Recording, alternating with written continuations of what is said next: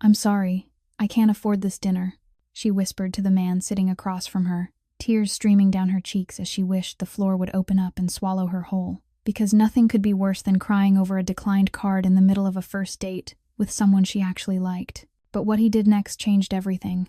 What Haley Reyes didn't know was that the 36-year-old man watching her fall apart with the gentlest eyes she had ever seen was Luca Moretti, the most powerful mafia boss on the East Coast, and the restaurant where she sat drowning in shame. Every brick, every chair, every drop of wine belonged to him. The staff recognized their boss the moment he walked in, but with just one look, one subtle gesture, he silenced them all, signaling them to treat him like any ordinary customer and never interfere. He could have snapped his fingers and made her embarrassment disappear, could have revealed who he was and watched her look at him with fear like everyone else did. But he chose not to.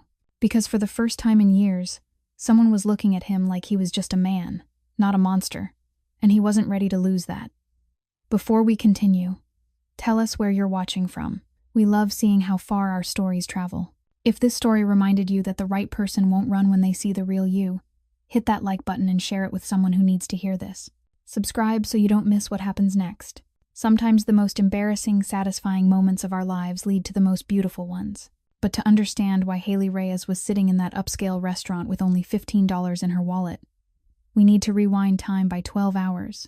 Back to when she woke up at 5 in the morning, in the rundown studio apartment in Brooklyn, where the monthly rent still swallowed nearly half of her income. The apartment had only one room, peeling walls, pipes that groaned every time someone in the building flushed the toilet, and a window that looked onto the brick wall of the building across the way instead of the sky. Haley lay on the old bed staring up at the ceiling, and the first thing she did every morning was check her phone. Not to see messages from friends, but to see how many new bills were waiting for her. That morning there were 3 messages. One from Mount Sinai Hospital reminding her that her mother's cancer treatment debt had reached $12,000 and needed to be paid. One from the landlord asking when she would pay this month's rent because it was already 5 days late. And one from Noah, her 19-year-old younger brother, saying he needed $200 to buy books for the new term at medical school. Haley closed her eyes, took a deep breath, and did what she always did whenever her family needed her.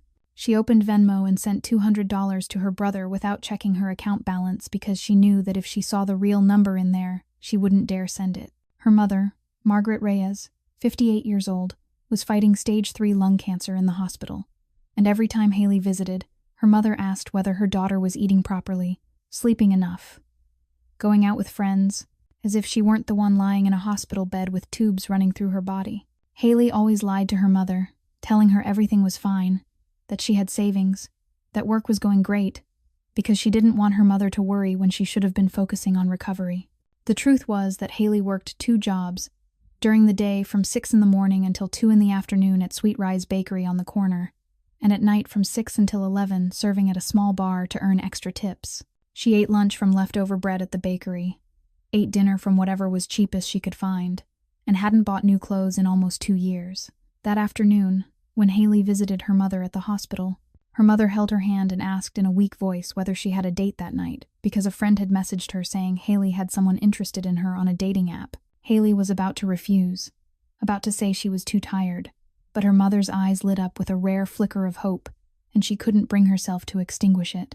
Maria, her only close friend, had created a dating profile for her without asking, and had matched her with a man named Luke, a small business owner with 2 daughters, and they had been messaging for 2 weeks. She had to admit that his messages made her smile more than she had smiled in months. That evening, Haley stood in front of her nearly empty closet and pulled out the only dress that was still intact, a simple black dress she had bought at a thrift store 3 years earlier. She looked at herself in the mirror and told herself that as long as she ordered the cheapest thing and drank tap water, the $35 in her account would be enough to cover her share. She didn't know that her rent would be automatically withdrawn the next morning, and that the $200 she sent to Noah had left her account nearly empty. She also didn't know that the man she was about to meet wasn't Luke Morris, a small business owner in delivery and management, but Luca Moretti, the most powerful mafia boss on the East Coast of the United States. And she certainly didn't know that the evening she thought would be the greatest disaster of her life would be the very night that changed her fate completely. While Haley was struggling over every single coin in Brooklyn, on the other side of Manhattan, Luca Moretti was sitting in a hidden conference room beneath the basement of a building that looked like an ordinary office, but was in fact the command center of the largest underground empire on the eastern coast of the United States. 12 men sat around the table, all of them silent, all of them looking at him with a reverence Luca had grown so accustomed to that it no longer stirred any feeling in him. Marco Santini, his right-hand man, a 42-year-old who had followed him since Luca was a teenager, learning how to run the empire from his father, was reporting on territorial matters. Viktor Kozlov, the Russian mafia boss, was encroaching on their territory in southern Manhattan and had sent a very clear message by killing 2 of Luca's men the previous week. Marco said that Kozlov was looking for a way to strike Luca through the people he cared about, and when Luca heard that, he merely nodded once and gave the order in a voice as cold as ice to find out who had sold information to Kozlov and bring them to him. No one in the room asked what he would do to the traitors because everyone already knew the answer. The meeting ended at 6 in the evening, and Luca drove back to the mansion on the Upper East Side, where he lived with his 2 daughters and Rosa, the nanny who had taken care of his family since he was a child. As he walked through the door, 2 small bodies rushed forward and wrapped themselves around his legs. Rosie and Bella, 2 6-year-old angels with black hair like their mother's and blue eyes like their father's, competing to tell him about their day at school. Luca sat down and pulled both girls into his arms, and in that moment the ruthless mafia boss vanished, leaving only a father who loved his daughters more than his own life. Then Bella looked up at him with her clear, innocent eyes and asked in a naive voice, "Daddy, when will you find us a new mommy, because all my friends at school have one and we don't?" Luca felt as if someone had just driven a knife into his chest. 3 years earlier, Gianna, his wife, the woman he had loved since his teenage years, had been kidnapped and killed by the Kozlov gang as revenge against him. He had found her in an abandoned warehouse, too late, and that image had haunted him every night since. He blamed himself for failing to protect her, and he had sworn that he would never let anyone get close to him again because anyone who loved Luca Moretti would become a target. But that night, after putting the children to bed, Rosa pulled him aside and said, "Boss, it has been 3 years.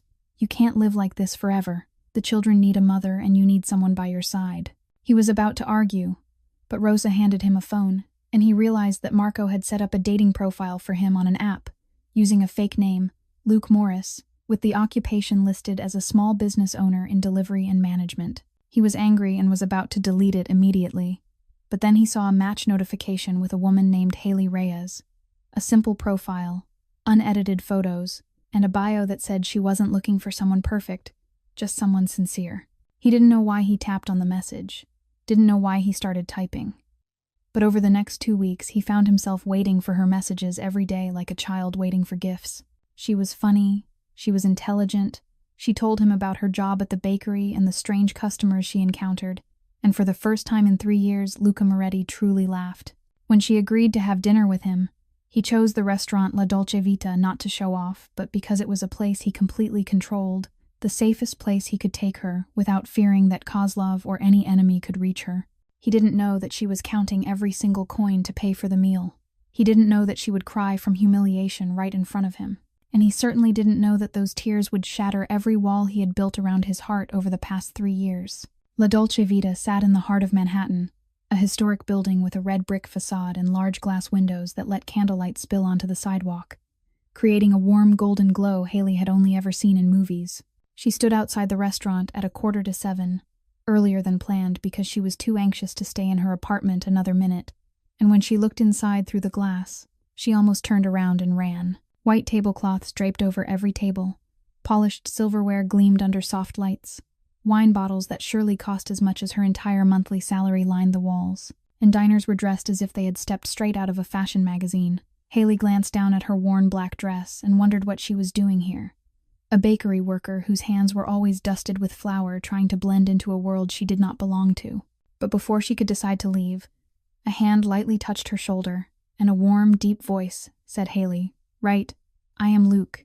It is really nice to meet you." She turned around and every thought of running vanished instantly. The man standing in front of her was nearly a head taller than she was, his dark hair neatly styled, deep blue eyes like the ocean looking at her with a gentleness she had not expected, and he wore a dark blue shirt that was simple but clearly pressed with care. He smiled at her, and there was something slightly shy about it, as if he was just as nervous as she was, and that alone made Haley breathe easier. They walked into the restaurant together, and immediately a middle-aged man in a black suit hurried over to greet them with a broad smile. But when he opened his mouth as if to say something like boss or sir, Luca flicked him a glance so quick Haley barely noticed, and the man instantly changed his tone and said, "Welcome to La Dolce Vita. My name is Tony, the restaurant manager. Please follow me." Haley did not notice the strange shift.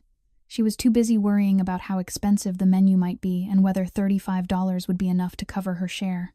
They were led to a small table by the window, candlelight flickering between them, and when Haley opened the menu, her heart nearly stopped.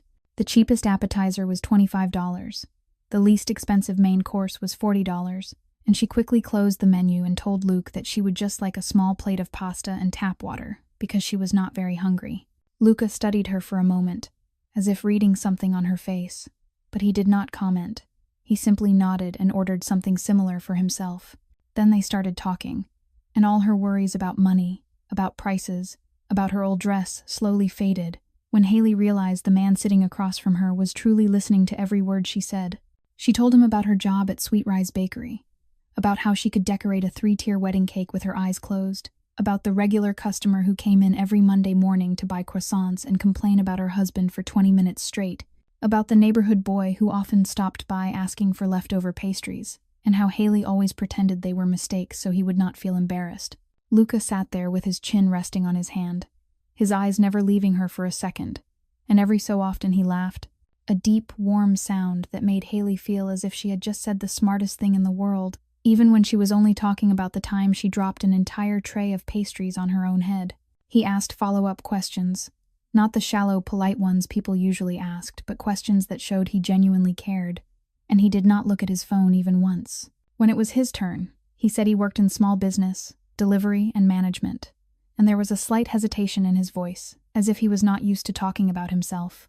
But when he spoke about Rosie and Bella, his 6-year-old twin daughters, his eyes lit up in a completely different way, and he told her how the week before he had sent them to school with lunch boxes but had forgotten to put food inside, sending 2 empty containers, as if he were conducting some cruel psychological experiment.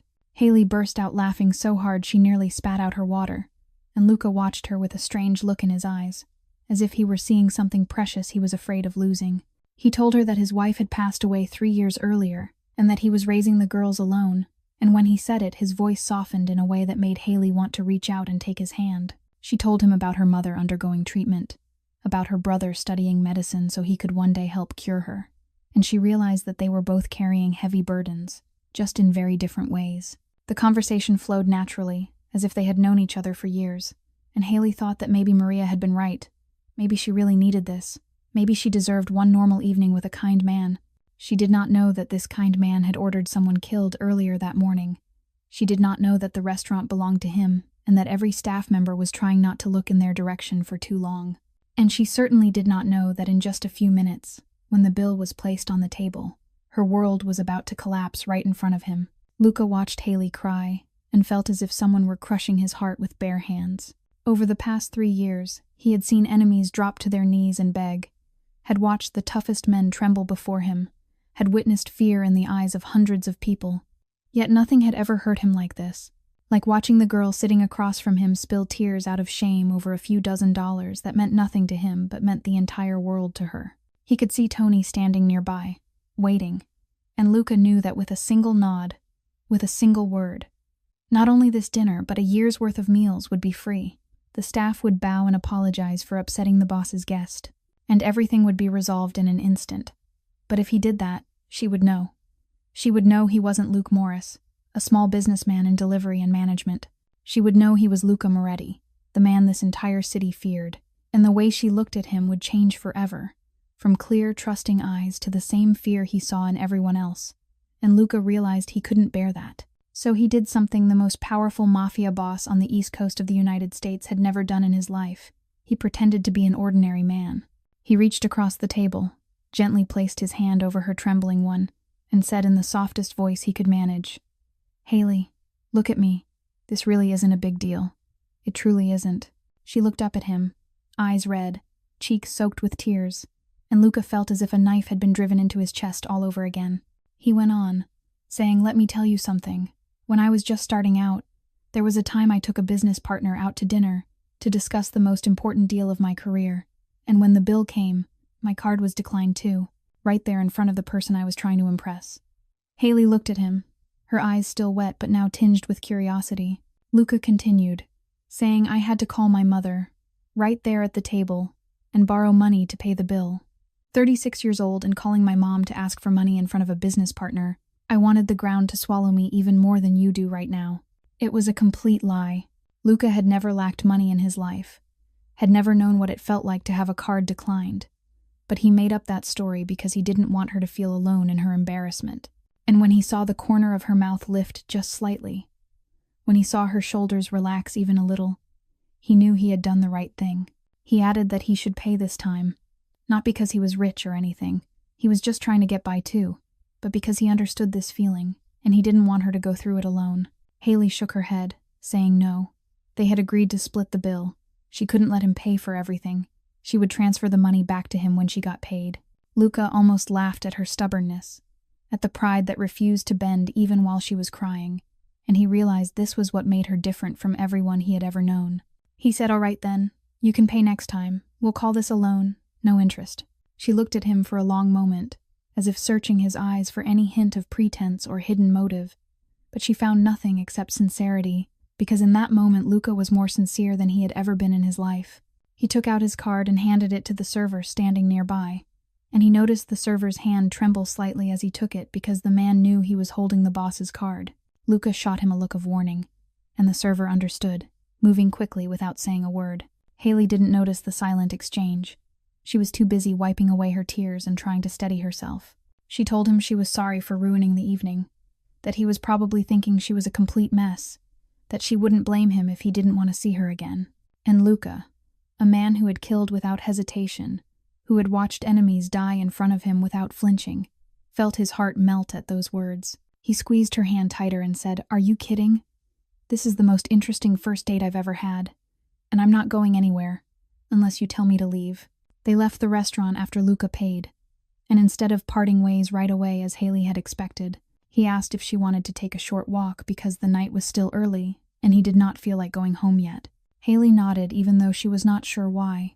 Maybe because she did not want the evening to end even after it had turned into a disaster. Or maybe because the way he looked at her had not changed at all, even though she had just cried uncontrollably in front of him. They walked to a stone bench right outside the restaurant, under the soft yellow glow of the streetlights, and sat beside each other in silence for a moment before Haley began to speak. She told him she needed him to understand that she was not someone who liked to borrow or ask for help, that she worked relentlessly, 2 jobs every day.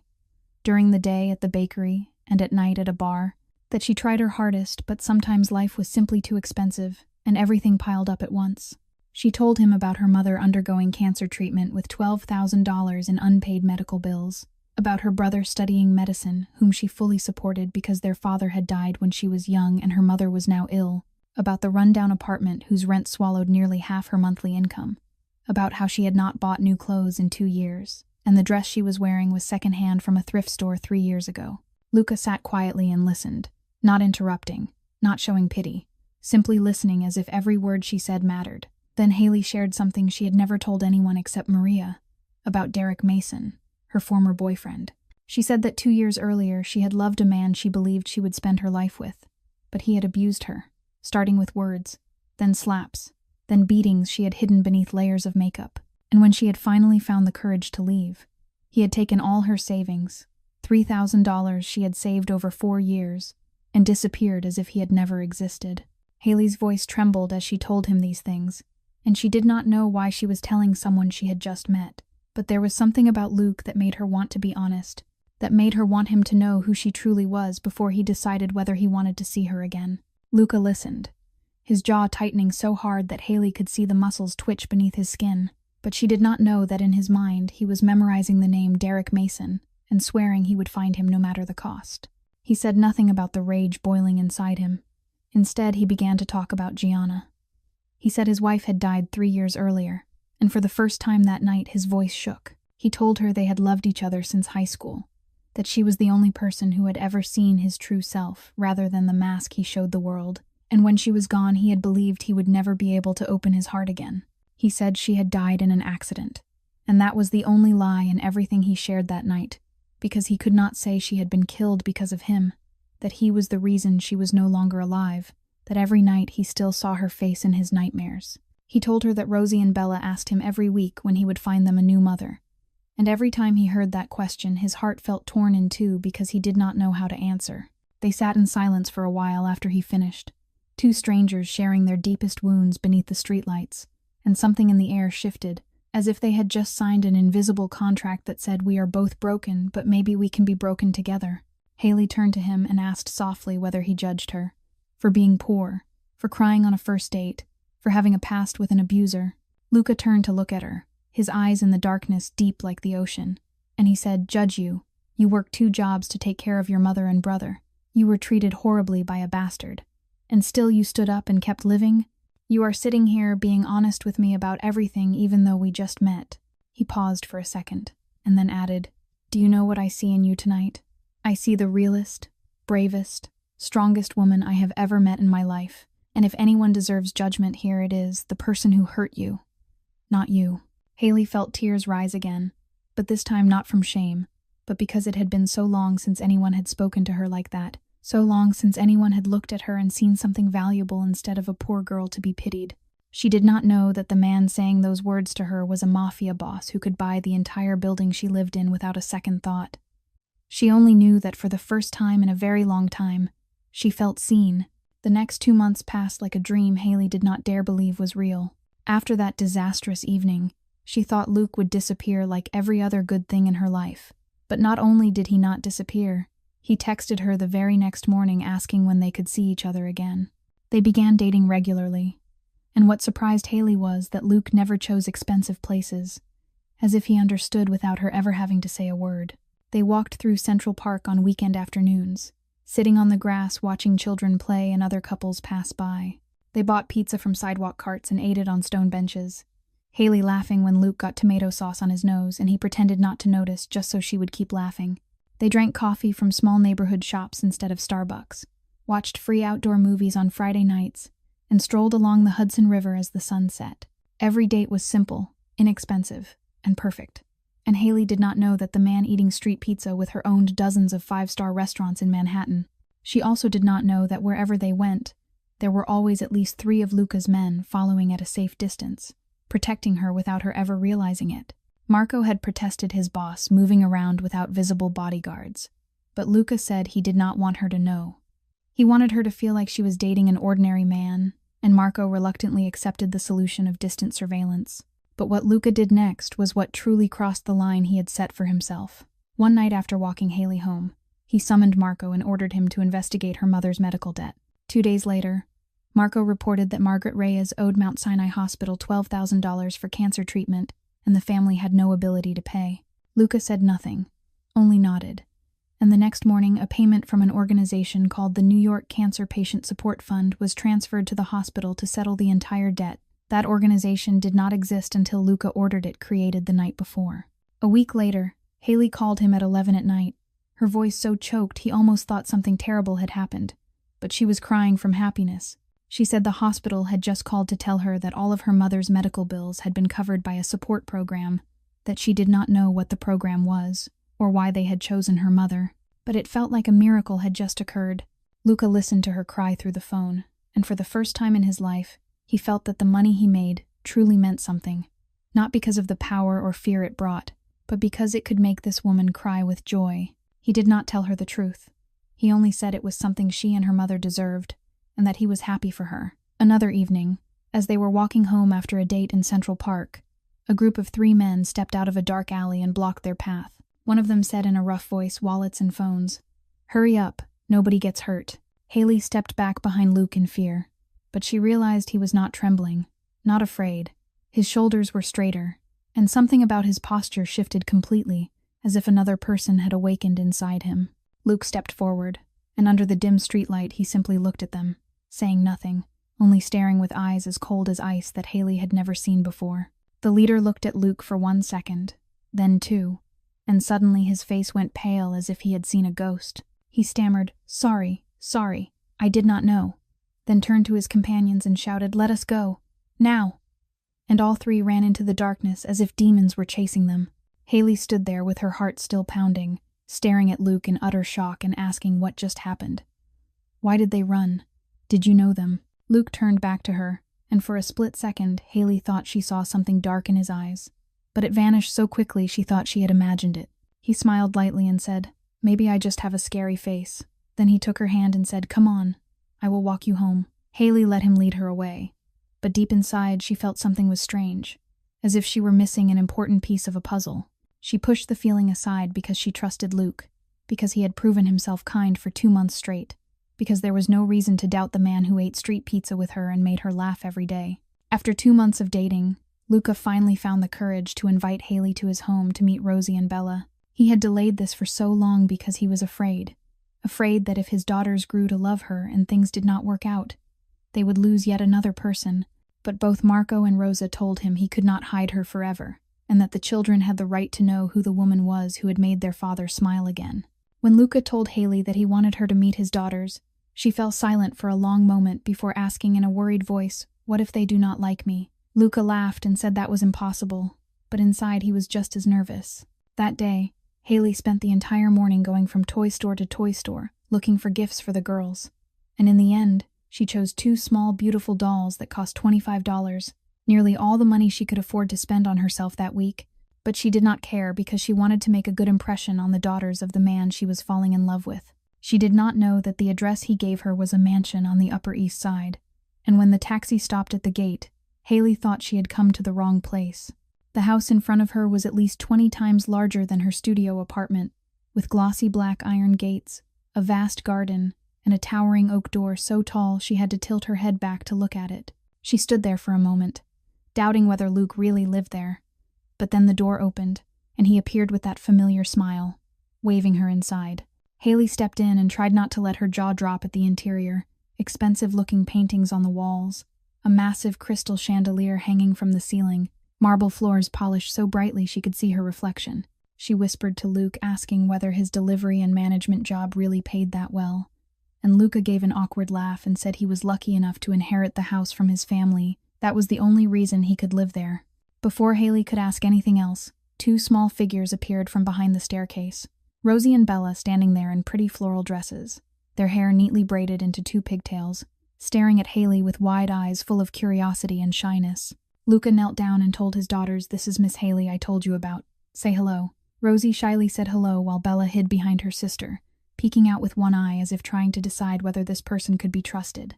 Haley knelt down to their eye level, took out the dolls, and said she had heard from their dad that they liked dolls. She did not know which colors they liked, so she chose 1 pink and 1 purple. Did they like them? Bella was the first to step out from behind her sister, her eyes lighting up at the sight of the purple doll, and she timidly took it and whispered, "Thank you." Rosie followed, and within 10 minutes both girls were sitting on the floor playing dolls with Haley as if they had known each other forever. Lucas stood by the kitchen doorway watching the scene and felt his heart beating wildly. That afternoon, Haley suggested baking together with the girls, and the modern kitchen that had barely ever been used was filled with laughter for the first time. Haley showed Rosie and Bella how to mix the flour, how to crack the eggs, how to add vanilla to the batter, and soon all 3 of them had flour smeared across their faces and did not care at all. Rosa, the 65-year-old nanny who had taken care of the Moretti family since Luca was a child, stood outside the kitchen watching, with tears streaming down her face. Luca went over and asked Rosa why she was crying, and she said it has been 3 years since this kitchen heard the children laugh like this. 3 years since this house felt the warmth of a woman again, and she knew that Madame Gianna was smiling from heaven. Luca looked into the kitchen, watched Haley laughing as Bella smeared batter on Rosie's nose, and he realized something that filled him with both fear and happiness. He was in love with her, truly in love, not just fond or caring, but in love in a way he thought he would never be capable of again after Gianna. After the cake was baked and they all sat down to eat together, Bella suddenly looked up at Haley and asked in an innocent voice, "Miss Haley, can you be my mommy? Because I do not have a mommy and you make really good cake." The entire room fell silent. Luca nearly choked on his bite of cake, and Haley looked at the little girl with tear-filled eyes, unsure how to answer. Before she could say anything, Rosie tugged on Haley's sleeve and said, "Very seriously, Miss Haley, our birthday is next week. Can you promise to make our birthday cake? Because Daddy cannot bake, and Aunt Rosa's cake is not very good." Rosa pretended to be offended and said, "This child dares to insult my cake," and the whole room burst into laughter, breaking the tension. Haley knelt down, took both girls' hands, and said she promised she would make the most beautiful and delicious birthday cake for them, and it was a promise she would keep. Rosie looked at her with clear eyes and said, "Our mommy also promised to make us a cake." But mommy could not keep her promise because she went very far away. Haley felt her heart shatter into a million pieces at those words, and she pulled both girls into a tight embrace, whispering that she would keep her promise. She swore it. While Haley was enjoying the happiest days of her life, in another dark corner of the city, Derek Mason was kneeling before Viktor Kozlov inside an abandoned warehouse in the South Bronx. He owed Kozlov $50,000 in gambling debt, a sum he had no way of repaying, and Kozlov was not the kind of man who accepted apologies in place of cash. Kozlov sat in his chair like a king on a throne, looking down at Derek with contempt and telling him he had two choices: either pay the money within 1 week or do a job for him. Derek did not have the money, so he chose the second option. Kozlov tossed a photograph onto the floor in front of him, and when Derek saw the face in the picture, his body went rigid. It was Haley, his former girlfriend, the woman he had beaten and stripped of her savings before disappearing. Kozlov said he knew Derek had a history with this woman, and he also knew she was now dating Luca Moretti, the enemy he wanted destroyed more than anyone else in the world. Derek's task was simple: get close to her, learn everything about Moretti, and report back to Kozlov. If he did well, his debt would be erased. If he failed, Kozlov would teach him what hell on earth truly felt like. 1 week later, Derek appeared at the Sweet Rise Bakery one morning while Haley was standing behind the counter. When she saw him walk in, the blood in her veins seemed to freeze. 2 years had passed. He looked thinner, more worn down, but those eyes were still the same eyes she had seen before every beating. Derek stepped up to the counter wearing a carefully rehearsed expression of remorse and said, "Haley, I know I do not deserve your forgiveness, but I have changed. I want to apologize for everything I did to you." Haley stared at him without blinking and said in a voice as cold as ice, "You hit me. You took all my money. You turned 2 years of my life into hell, and now you come here saying you have changed? How stupid do you think I am?" Derek tried to maintain his pained expression and said he understood she was angry and had every right to be, but he truly wanted to start over. He just wanted to talk. Haley shook her head and said there was nothing to talk about and he needed to leave before she called the police. Derek's face shifted in an instant from fake remorse to real rage, and he reached across the counter and grabbed Haley's wrist, squeezing hard enough to make her wince in pain. He growled that she thought she was someone special now, that she was just a broke nobody and she should not act so high and mighty with him. Maria ran out from the kitchen yelling at him to let her go, and when customers in the shop began to stare, Derek released Haley's wrist but glared at her with pure menace and said she would regret this. He swore it. Then he turned and walked out of the bakery, leaving Haley standing there with her wrist reddened and her heart pounding with fear. She did not know that the entire incident had been recorded by one of Luca's men and sent to Marco immediately. 20 minutes later, Marco walked into Luca's office with a grave expression and reported that a man named Derek Mason had approached Miss Haley at the bakery, that he was her former boyfriend, and that he had ties to Kozlov. Luca had been signing documents, but when he heard the name Derek Mason, the pen in his hand stopped, and when Kozlov's name followed, his eyes darkened like the sky before a storm. He asked in a voice cold as ice whether Derek had touched her. Marco replied that he had grabbed her wrist and threatened her. Luca stood up, and Marco saw something in his boss's eyes he had not seen in 3 years, a fury capable of burning this entire city to the ground. Luca gave his orders without a trace of emotion. Find out everything about Derek Mason, where he lives, what he does, how much he owes Kozlov, and increase protection on Haley to 24/7. Do not let her out of sight for even a second. Marco nodded and asked, "What about Derek?" Luca looked out the window and said, "Not yet." He wanted to know what game Kozlov was playing first, but if Derek touched her one more time, bring him to me. In the days following the encounter with Derek, Haley began to feel that something was not right. She noticed strangers appearing in the places she passed through, a man in a black jacket standing across from the bakery for an entire morning, a black car parked near the bus stop she used every day, a shadow following her on her way home and vanishing the moment she turned to look. She told herself she was being paranoid, that Derek was only trying to scare her and would not dare do anything real, but the survival instinct she had developed after 2 years of living with an abuser told her that something was closing in. One night after her shift at the bar, Haley returned to her apartment close to midnight, and the moment she put her key into the lock, she realized the door was unlocked. Her heart began to race as she pushed the door open and stepped inside. and what she saw froze her in place.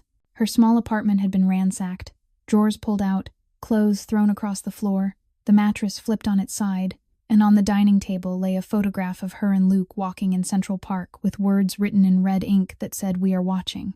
Haley could not breathe. She backed out of the apartment and dialed Luke's number with trembling hands. He answered after the first ring, and the moment he heard her panicked voice, he said, "Where are you? I am coming right now. Do not go anywhere." 15 minutes later, a black car screeched to a stop in front of her building and Luke stepped out. But something about him was different tonight. The way he moved quickly and decisively. The way his eyes swept the street as if searching for danger. The way he pulled her into his arms and then immediately pushed her behind him, as though shielding her from something invisible. He entered the apartment and checked every corner, picked up the photograph and stared at it with his jaw clenched, and Haley saw his eyes darken in a way that sent a chill through her. He turned back to her and spoke in a voice that was no longer the Luke she knew. It was the voice of a man used to giving orders and not accepting refusal, telling her to pack her things right now and come stay at his place. No discussion, no argument. Haley stared at him in confusion and asked Luke what was happening, why he had arrived so fast, why he knew exactly what to do, why he looked at her apartment as if he were searching for something specific. He did not answer her questions, only said he would explain later, that right now she needed to trust him, that someone wanted to hurt her and he could not let her stay here alone. Haley wanted to ask more, wanted to know why a small businessman could handle this situation so calmly, why he did not suggest calling the police, why everything about him tonight made her feel as though she were standing in front of a complete stranger. But she was too afraid to stay alone, so she did as he told her, stuffed a few clothes into a bag and followed him down the stairs. When they stepped outside the building, Haley saw another black car parked at the end of the street, headlights off but with a silhouette visible inside. Luke saw the car too and tightened his grip on her hand, pulling her toward his own car with quicker steps. They had barely gotten inside and shut the doors when the other car turned on its lights and started rolling toward them. Luke hit the gas, and the car shot forward at a speed that pressed Haley back into her seat. He swerved through narrow streets, turning left and right in rapid succession as if he knew every alley of this city by heart, and Haley watched him with growing terror, because this was not how an ordinary businessman drove. This was how someone used to being chased drove. She screamed, asking Luke who he was, why he was driving like they were fleeing, what the hell was going on. Luke did not take his eyes off the road, his jaw tight, and he said in a low, heavy voice that he would explain everything once they got home. But right now she needed to stay quiet and let him focus. Haley glanced into the rearview mirror and saw the black car still following them, and she realized that her life had changed forever from this moment on. They drove for nearly 30 minutes, weaving through streets until Luke was certain they had shaken the car that had been following them, and then he headed toward the Upper East Side. When the car stopped in front of the mansion gate, Haley recognized the house she had visited the week before to meet Rosie and Bella. But this time, everything looked completely different. The iron gates opened, and she saw at least 6 men in black suits standing along the driveway, all of them with suspicious bulges at their waists that she was smart enough to know were guns. When Luke stepped out of the car, every one of those men bowed their heads at the same time and said 2 words that made Haley's blood run cold. They said, "Boss." She stood beside the car, unable to move her legs, watching the man she thought she had understood for 2 months walk among armed guards, as if it were the most normal thing in the world. Luke turned back when he realized she was not following, and when their eyes met, she saw pain on his face she had never seen before, as if he knew everything was about to change and there was nothing he could do to stop it. He walked over to her and said in a low, heavy voice to come inside and that he would explain everything. Haley followed him into the mansion on legs that felt like they were floating, and when they reached his private study, a room with a massive oak desk and expensive paintings on the walls, he closed the door and turned to face her. He took a deep breath and said that his name was not Luke Morris, that his name was Luca Moretti, and that he was the head of the Moretti family. Haley shook her head as if refusing to believe what she was hearing and asked what the Moretti family was.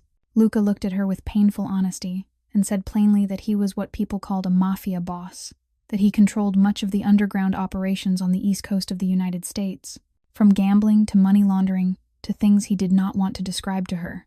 Haley felt as if all the air had been sucked from her lungs and she had to grip the arm of a chair to keep from collapsing. She asked in a trembling voice about the restaurant on their first night, the place where her card had been declined, and Luca nodded and said it was his restaurant. Every brick, every chair, every drop of wine belonged to him. The staff recognized him the moment he walked in, but he signaled them to stay silent because he did not want her to know. Haley remembered that night, remembered how Tony had almost said something before Luke glanced at him, remembered how the server's hand had trembled when he took the card, remembered how the thugs had fled just from seeing Luke's face, and all the pieces suddenly snapped into place in a way that made her want to scream. She said bitterly that he had lied to her, that for 2 months everything had been a lie. The story about his card being declined, about his delivery and management job, about inheriting the house from his family, all of it was a lie. Luca stepped closer and said that yes, he had lied about his identity, about his work, about how he made his money, but his feelings for her were not a lie. The way he felt when he was with her, the way he smiled when he got her messages, the way his heart raced when he watched her play with his daughters, that was real. He swore it was real. Haley stepped back and shouted, "What do you swear? You are Mafia. You kill people. You do things I cannot even imagine, and you expect me to believe your feelings are real." Luca stood there taking every word like a knife to the chest, not trying to justify himself, not trying to defend himself, just standing there and enduring it because he knew she had every right to be angry. Then he said in a low, strained voice that there was something she needed to know, that his wife Gianna had not died in an accident, like he had told her. She had been murdered because she was his wife, because he was Luca Moretti, and his enemies wanted to destroy him by taking away the thing he loved most. Haley stared at him in horror as he continued, saying that Viktor Kozlov, the Russian mafia boss, had ordered his wife kidnapped and killed 3 years earlier, and now Kozlov knew about her. He knew Luca cared about her, and that was why her apartment had been broken into, why she had been followed, because Kozlov wanted to repeat what he had done to Gianna. Haley felt her legs give out, and she dropped onto the sofa, her head spinning with too much information she could not process. She whispered, asking why he had not told her from the beginning, why he had let her fall in love with a person who was not real. Luca knelt in front of her, his eyes red, and said that for the first time in 3 years, someone had looked at him as if he were just a normal man, not a monster, not a killer, just a man trying to be a good father and trying to find happiness again, and he could not bear to lose that look. He had been selfish. He knew it. But he could not stand the thought of her looking at him the way everyone else did. Haley looked at him kneeling before her, the most powerful man on the East Coast on his knees, speaking to her in pain, and she did not know what she should do, did not know what she should feel, did not know what she could believe anymore. Before Haley could say anything, the sound of gunfire erupted outside the mansion, shattering the tense air between them. Luca sprang to his feet like a panther, his eyes changing completely in an instant, from the pained gaze of a man begging for forgiveness to the icy stare of a ruthless killer. He pulled a handgun from the desk drawer, grabbed Haley's hand, and hauled her to her feet, saying in a voice stripped of all emotion that Kozlov was attacking and she had to get to the safe room immediately. Haley barely had time to react as he dragged her down the hallway amid continuous gunshots outside and the shouts of men fighting. They ran upstairs and Haley saw Rosa clutching Rosie and Bella tightly, all 3 of them crying. And when the girls saw their father, they rushed to him, wrapping themselves around his legs and sobbing that they were scared and asking what was happening. Luca knelt down and held his daughters for a brief second, then spoke in the gentlest voice he could manage, telling them he needed them to listen to him, that they were to go into the safe room with Miss Haley and Rosa and not come out until he came to get them. Did they understand? Rosie nodded through tears and asked in a trembling voice whether he would come back for them and made him promise. Luca kissed both girls on the forehead and said he promised, that he always came back to them. Then he stood and looked at Haley, his eyes filled with 1,000 unspoken words and no time, and he said only one thing, that he knew she was angry and had every right to be, but he was begging her to protect his daughters, because they were everything he had. Haley looked at him, at the 2 crying children clinging to her legs, at Rosa trembling with fear, and even though she was angry enough to scream at him, even though she was so overwhelmed she barely knew who she was anymore, she nodded. She nodded because Rosie and Bella were innocent, because they were just 2 6-year-old girls who had already lost their mother and should not lose anyone else. Because no matter who Luca was, she loved these children. Luca looked at her one last time and turned and ran, and that was when Haley saw a completely different Luca, a Luca with a gun, who moved like a hunting beast, a Luca she had never known existed.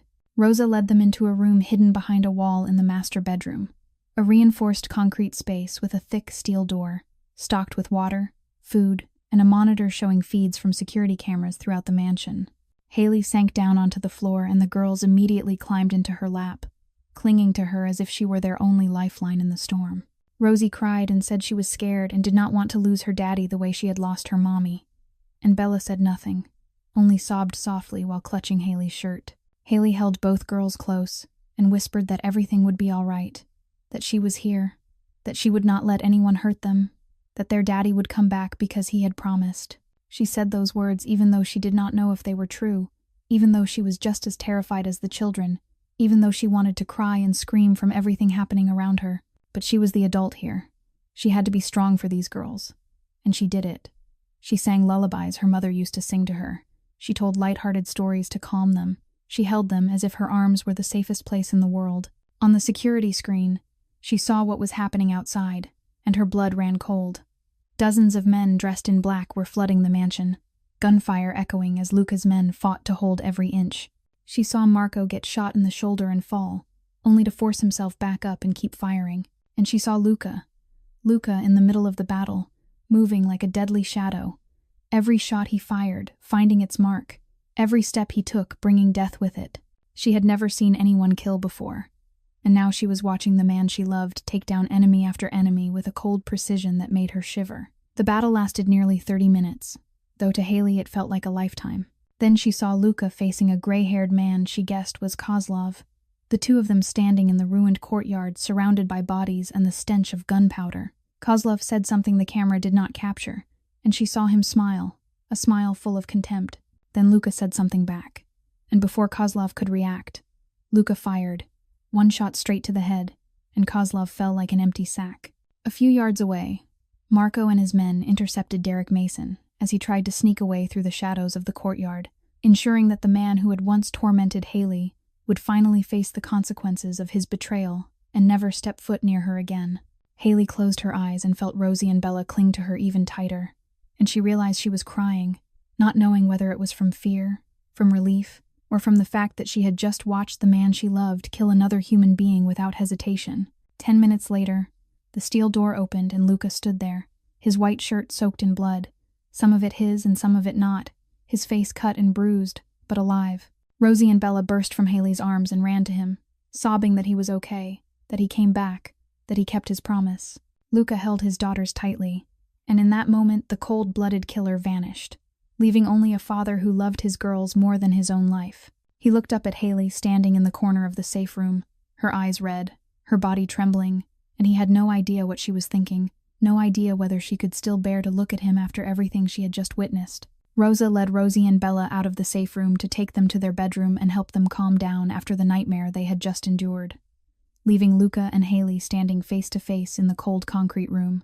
Luca looked like a man who had walked out of hell, his white shirt now a dark crimson, dried blood streaked across his face and hands, a deep cut on his forehead still seeping, and his eyes fixed on her with the exhaustion of someone who had fought too many battles in his life. They stood there in silence for a long time, neither knowing what to say, neither knowing where to begin after everything that had just happened.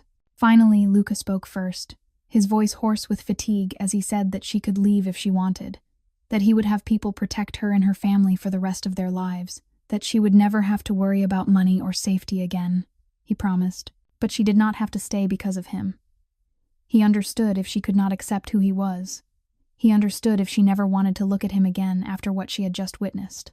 Haley looked at him standing there, the man who had just killed dozens of people to protect her and his daughters, the man who had lied to her for 2 months, but was also the man who had made her laugh more than anyone ever had, the man she had fallen in love with, even though she did not want to admit it right now. She stepped closer, and before Luca could react, she slapped him hard. So hard his head snapped to the side, and the sound echoed through the quiet room. He did not dodge, did not block. He just stood there and took it as if he knew he deserved it.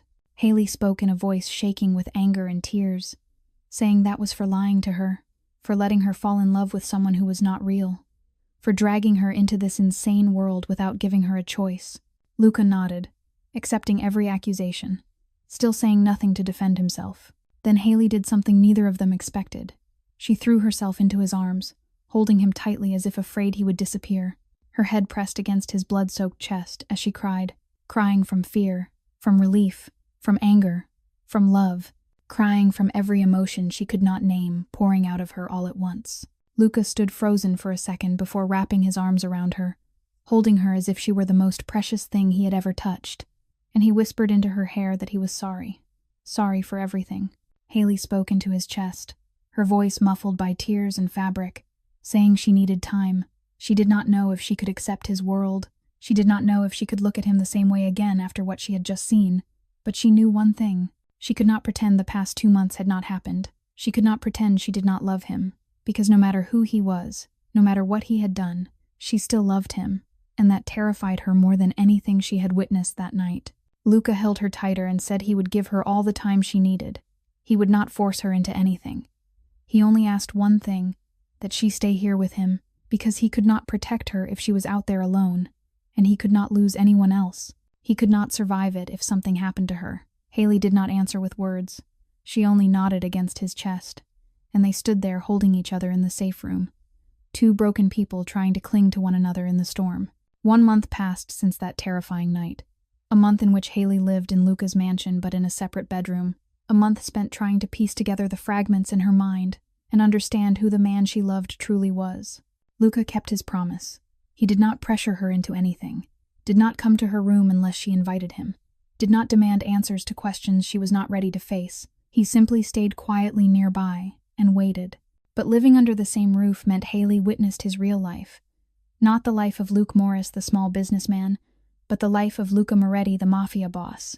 She saw him meeting with dangerous men in his study, saw him make decisions she did not understand and did not want to understand, saw him speak on the phone in that cold, sharp voice she had heard the night her apartment was broken into.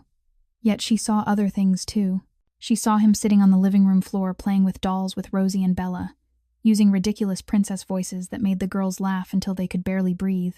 She saw him read them bedtime stories every night, attempting different character voices, even though he was terrible at it. She saw him kiss their foreheads every morning before leaving and every night when he returned, no matter how late it was. And she saw him stand outside her bedroom door every night, never knocking, just standing there for a moment before walking away, as if he wanted to enter but did not dare. One afternoon while Luca was out, Rosa sat beside Haley in the garden and began to talk about Gianna. She said Gianna had been the gentlest woman she had ever known, that she was the only light in Luca's dark life, that when she died, Luca nearly lost his mind. He did not eat or sleep for a month. He wanted to follow her into death, and only Rosie and Bella kept him tethered to this world. Rosa said that for 3 years Luca lived like an empty shell, doing everything for his daughters while he himself had died long ago, until Haley appeared. She said that for the first time in 3 years she saw Luca truly smile. For the first time in 3 years she saw light return to his eyes, and that was because of Haley. 1 week later, Marco came to speak with Haley while she was sitting in the kitchen. His shoulder was still bandaged from the wound he took during the battle, and he told her in a low, steady voice that he had followed the boss since he was 18, that he had seen him become the most powerful man on the East Coast, that he had seen him lose his wife and nearly lose his sanity, that he had seen him build walls around his heart so high no one could climb them. Marco looked at her and continued, saying that she had changed him, that he did not know how she did it. But Luca was different since meeting her, less ruthless, smiling more, living more, and he had never thought he would see that again. That night, Haley could not sleep.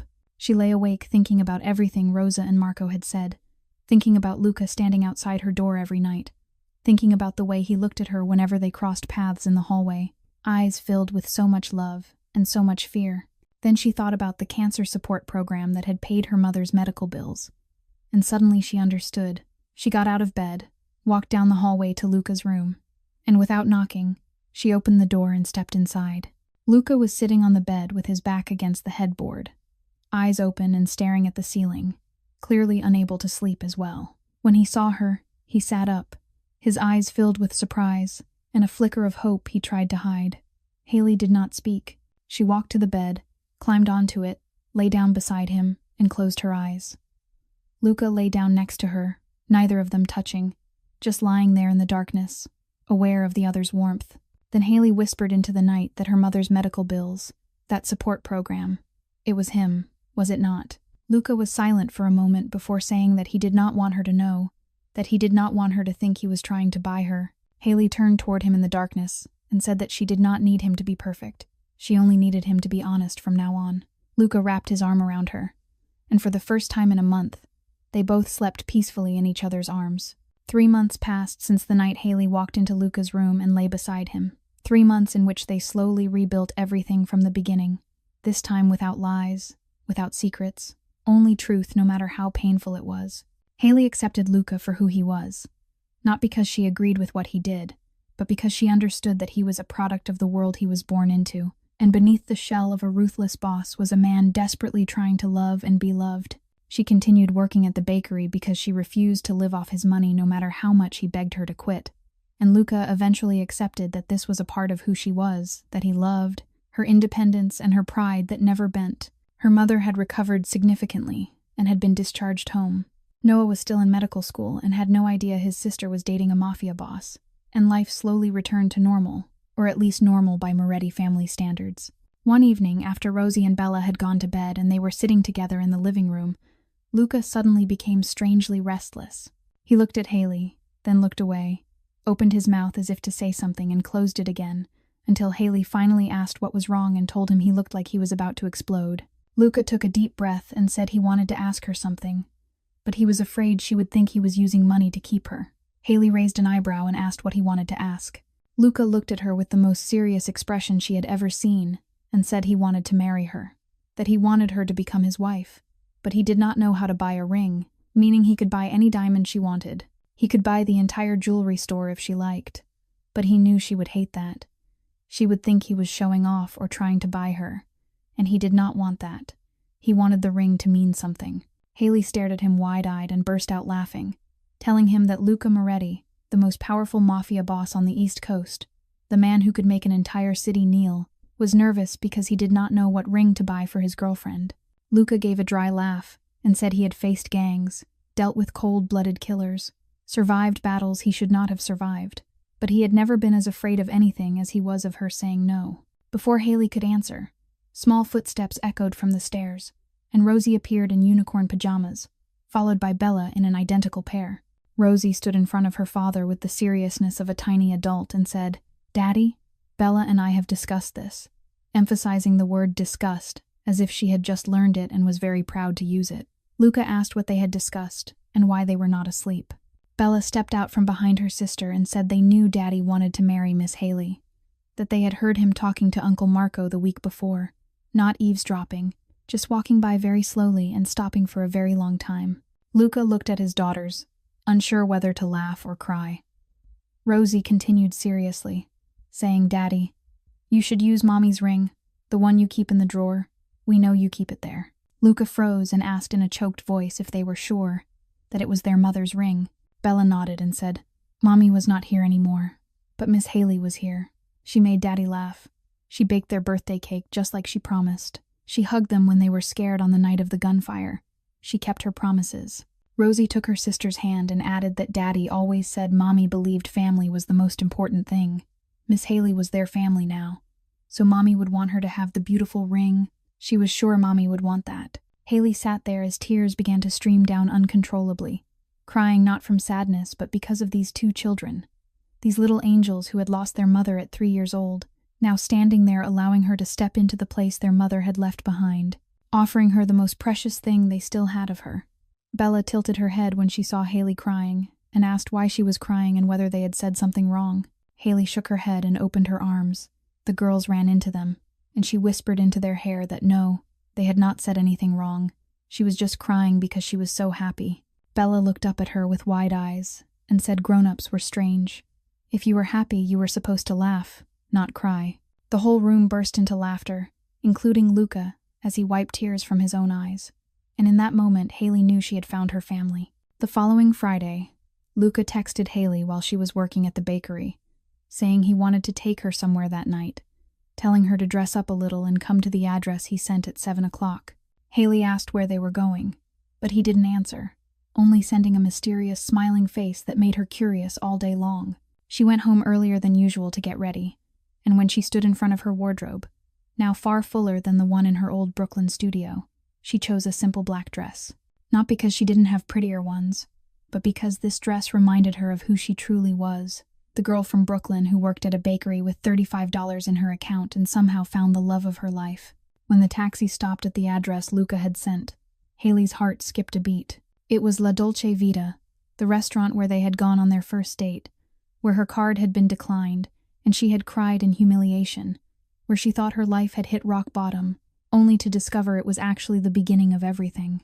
She stepped out of the taxi and saw Luca standing outside the restaurant, right beside the stone bench where they had sat and talked after that disastrous dinner, and she realized he was wearing the dark blue shirt, the exact one he had worn on their first date. Haley walked toward him with her heart pounding and asked Luca what he was doing and why they were there. Luca looked at her with eyes full of love and said he had thought long and hard about where to propose. He could have rented a private island, hired a plane to write her name across the sky, bought the entire Tiffany jewelry store, and let her choose anything she wanted. But he knew she would hate all of that. Haley nodded, feeling tears sting the corners of her eyes even though he hadn't said much yet. Luca continued, saying he wanted to bring her back to where everything began, where she sat crying from embarrassment, and he sat there thinking he had just met the realest, bravest, a most beautiful woman he had ever seen. He pointed to the stone bench and said this was where she apologized for not having enough money to pay for the meal. And in his mind he had thought that she didn't know who he was. She wasn't afraid of him. She looked at him like an ordinary man, and that was the most wonderful thing that had ever happened to him in all 36 years of his life. Then Luca did something Haley hadn't expected, even though she had sensed it was coming. He knelt down on the sidewalk, right in front of the restaurant, right beside the stone bench, and took a small black velvet box from his pocket. Passers-by began to stop and stare. Tony rushed out from inside the restaurant with tears streaming down his face, and Haley stood there with her hands over her mouth as tears poured down uncontrollably. Luca opened the box, revealing a simple silver ring with a small diamond that sparkled under the streetlights. It wasn't the biggest or most expensive diamond he could have bought, but it was the most meaningful one, Gianna's ring. His voice trembled as he said it was Gianna's ring, and that Rosie and Bella wanted her to have it. They said their mother would want Haley to wear it because she had brought laughter back into their family, because she kept her promise to bake their birthday cake, because she held them through that terrifying night even when she was so angry at him she could barely stand it. Haley sobbed, unable to speak, standing there crying as Luca went on. He said Haley Reyes. He knew he wasn't perfect. He was a mafia man. His hands were stained with blood. He had done things she could never fully forgive, and he wasn't asking for forgiveness because he didn't deserve it. But she was the only person who had ever truly seen him. Not the boss, not Luca Moretti, whom the entire city feared. Just Luca, a man who wanted to be loved, a father trying his best, a broken man kneeling on the sidewalk begging her for the chance to stay by her side for the rest of his life. His voice broke as he asked if she would marry him, if she would continue to be the one person who treated him like a normal human being, if she would become the mother of Rosie and Bella, if she would let him love her every day until he could no longer breathe. Haley knelt down in front of him, at eye level, and through tears she said yes, oh God, yes, 1,000 times yes, 1,000,000 times yes. She would marry him. She would be the mother of Rosie and Bella. She would let him love her every day. She didn't need him to be perfect. She just needed him to be him, the man who sat on this stone bench and told her it was okay when her card was declined, the man who quietly paid her mother's hospital bills without her knowing, the man who killed an entire gang to protect her, the man she loved knowing exactly who he was and what he had done. Luca took the ring from the box and slid it onto her finger, and it fit perfectly, as if it had been born to be there. The crowd on the sidewalk erupted into applause and cheers. Tony cried like a child and ran out to hug them both, shouting, "That boss. Finally someone who can put up with your impossible personality," and everyone burst out laughing. Luca stood up and pulled Haley up with him, then kissed her right there on the sidewalk, in front of La Dolce Vita, beside the stone bench where everything began. And Haley thought that the girl who cried in shame that night could never have imagined her life would lead to this moment, and she was grateful for every single step of the journey that had brought her here. 4 months after the sidewalk proposal, Haley and Luca were married in a ceremony she had dreamed of her entire life but never believed she would actually have. When Luca asked her where she wanted the wedding, how many guests she wanted to invite, and how much money she wanted to spend, Haley said only one thing, that she wanted a simple wedding in Brooklyn where she grew up, with the people she loved, nothing lavish or showy, because what mattered was not the party but the man she was choosing to build a life with. Luca agreed immediately, because he knew that was exactly what he loved about her, a simplicity and honesty that no amount of money could ever buy. They chose a small church in Brooklyn, just a few blocks from Haley's old apartment, a red brick church with stained glass windows and worn wooden pews that had witnessed countless weddings of working-class families in the neighborhood. Haley's wedding dress was not from any of the expensive designer boutiques Luca wanted to take her to, but a gown her mother had sewn by hand over 2 months after she recovered. A simple, white satin dress with lace details that Margaret stitched late into the night, one seam at a time, and when Haley put it on that morning, she knew no dress in the world could ever be more beautiful, because it was made from her mother's love. Luca wore a black suit, but pinned to his lapel was a small pink flower. Rosie and Bella had picked themselves from the garden that morning, and he wore it as if it were the most precious medal he had ever received. Rosie and Bella were the flower girls in pale pink dresses chosen by Rosa, their hair braided neatly with white ribbons, walking ahead of the bride, scattering rose petals down the aisle with faces so serious it looked like the most important mission of their lives. Noah walked Haley down the aisle because their father had passed long ago, and as they walked between the pews, Haley nearly laughed when she saw the guests, because it was the strangest mix she had ever seen. On one side were her co-workers from Sweet Rise, women in flower-stained aprons she had worked beside for 5 years, Maria sobbing even though the ceremony hadn't begun yet. Old Brooklyn neighbors her mother had invited, all dressed simply and looking around the church with curiosity. On the other side were men in expensive black suits, Luca's associates she had grown used to seeing over the months, Marco standing as best man with his arm still slightly stiff from an old injury, and Rosa seated in the front row beside Haley's mother. 2 women from completely different worlds who had become close friends through their shared love for this family. When the pastor asked Luca Moretti if he took Haley Reyes to be his wife, Luca looked at her with red-rimmed eyes and said, "I do. I do to everything she is and everything she will be. I do to loving her in good days and bad days, in richness and in poverty, even though poverty probably won't happen, but I still do." Soft laughter rippled through the church and Haley shook her head because he always knew how to make her laugh even in the most solemn moments. When it was her turn and the pastor asked Haley Reyes if she took Luca Moretti to be her husband, Haley said, "I do. I do to loving him, even in the parts of himself he thinks no one could ever love." Luca squeezed her hand tighter at that, and she saw a tear slide down his cheek. The pastor declared them husband and wife and said he could kiss the bride, and Luca kissed her as if it were both the first and last kiss of his life, while Rosie shouted, "Ew, that's gross!" and Bella yelled again, "That's so good," making the entire church burst into laughter. The reception was held in a nearby park. The food was potluck from all the guests. Her bakery co-workers brought a 3-tier wedding cake. Haley herself had taught them how to make. Her mother cooked the family beef stew, and Rosa brought Italian dishes she had been cooking for the Moretti family for decades. In the middle of the celebration, as Haley was talking with Maria, Bella ran over, tugging at her hand, and asked softly, "Auntie Haley, now you're really a mom, right? Can I call you Mom?" Haley knelt to her level, tears spilling as she said, "You can call me anything you want. I'll always be your mom." Rosie ran over to her sister and said, "Then can I call you Mama Haley? Because I don't want to forget Mama Gianna. Mama Gianna is still our first mom, and Mama Haley is our second mom. That way we have 2 moms." Haley pulled both girls into her arms and whispered that Mama Haley sounded perfect. She loved them, and they would never forget Mama Gianna, because she would help them remember her every day. Luca stood a few steps away, watching the 3 most important women in his life holding one another. And he thought that if Gianna was watching from above, she would be smiling, because he had found someone worthy of continuing to love their daughters. 1 year has passed since the day they exchanged vows in the small church in Brooklyn. 1 year in which Haley still wakes up every morning and wonders if she is dreaming, because her life has changed completely in ways she never could have imagined. But one thing has not changed. She still works at Sweet Rise Bakery, except now she is the manager instead of the woman behind the counter.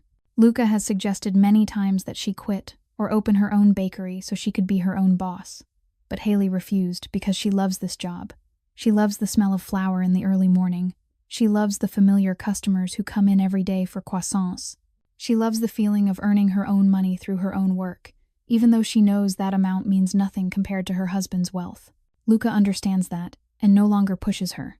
Instead, he quietly invests in the bakery, so it can grow, and so Haley can hire more staff and work less, something she does not discover until Maria accidentally lets it slip, and Haley scolds him, before finally forgiving him, because she knows he did it out of love. Luca himself has changed greatly over the past year. He has gradually stepped back from the violent activities of the Moretti family, handing most of the underground operations over to Marco and focusing on more legitimate businesses. He is still the boss, still the head of the family no one dares to challenge, but he is no longer the man who gives kill orders or stands in the middle of wars, because now he has too much to lose. Haley, Rosie and Bella, a family he would do anything to protect, even changing himself. Rosie and Bella are now 7 years old, in 2nd grade, and every day they have new stories to tell Mama Haley. They are used to having 2 mothers, Mama Gianna in the photographs on the walls and in the stories their father tells, and Mama Haley, who is here every day making breakfast, reading bedtime stories, and kissing them goodbye when they leave for school. Haley's mother has fully recovered and now lives in an apartment near the mansion so she can visit her grandchildren easily, no longer worrying about hospital bills or rent, even though she insists on cooking for herself and refuses to let her son-in-law hire help. Noah has graduated and is now a resident at Mount Sinai Hospital. He still does not know the full truth about his brother-in-law's work, but he knows enough not to ask questions, and he only cares that his sister is happy. One autumn evening, after putting Rosie and Bella to bed, Haley and Luca stand in the kitchen baking together. This is a tradition they started after getting married. Every Saturday night they bake something. Sometimes cookies, sometimes cupcakes, sometimes more complicated recipes Haley wants to experiment with. Luca is still clumsy in the kitchen despite a year of lessons from his wife, and tonight he has flour all over his face again, making Haley laugh uncontrollably. She wipes his face with a towel and says she cannot believe the most powerful mafia boss on the East Coast cannot mix a bowl of batter without turning himself into a snowman. Luca shrugs and says he has many other talents. Mixing batter is not one of them.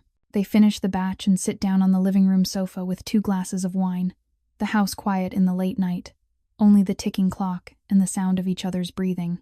Haley rests her head on Luca's shoulder and says, sometimes I still cannot believe this is my life. Luca kisses the top of her head and asks what she means. Haley looks around the spacious living room with its expensive paintings and crystal chandelier and says the poor girl from Brooklyn working at a bakery with $35 in her account never thought she would have a family like this, a husband who loves her unconditionally, 2 wonderful daughters, a home she once thought only existed in movies. Luca turns her to look into her eyes and says that a cold, ruthless mafia boss also never thought he would be this happy. That someone would look at him as a normal man worthy of love, that he would find someone who is not afraid of him, does not need his money, only needs him to be himself. They sit in silence for a long time, enjoying the peace they both had to suffer so much to earn. Then Haley laughs and says, "We are the strangest couple in the world." Luca laughs with her and says the strangest and the happiest. People often ask Haley how a poor girl like her ended up marrying one of the most powerful men in America. They assume it must be about money, about protection, about the luxurious life he could give her. They do not understand. Luca did not love her because she needed his money. He loved her for the exact opposite reason, because she was the only person who did not need anything from him except who he truly was. She cried on their first date when her card was declined, believing it was the most humiliating moment of her life, the moment she wanted to disappear from the face of the earth. It turned out to be the moment that changed her entire life, because in that moment, she showed Luca her real self. No pretending, no hiding, just a poor girl who was embarrassed but not small, crying but not begging, and that was exactly what he needed. Not someone who feared him, not someone who wanted his money, just someone who truly saw him, the man beneath all the layers of power and ruthlessness. Haley stands by the living room window looking out at the garden, where Luca is playing tag with Rosie and Bella. The laughter of the 3 of them fills the autumn afternoon, Luca deliberately running slowly so the girls can catch him, then falling onto the grass and letting them climb all over him while they laugh uncontrollably. That is the man the entire city fears, lying on the lawn letting his little daughters use him as a horse. Luca looks up and sees her standing by the window. He smiles and waves, and that smile still makes her heart race, even after more than a year together. Haley waves back and whispers to herself that this is the best declined card of my life. Sometimes the most embarrassing moments lead to the most beautiful things. Sometimes the most powerful man only wants to be loved unconditionally. And sometimes the poorest girl has exactly what he needs. Not money, not beauty, just honesty. If this story reminds you that honesty is more valuable than any wealth, that the right person will not run away when they see you at your worst, that you do not need to be perfect to be loved, please subscribe to our channel, like and share this video so we can bring you more touching stories every day.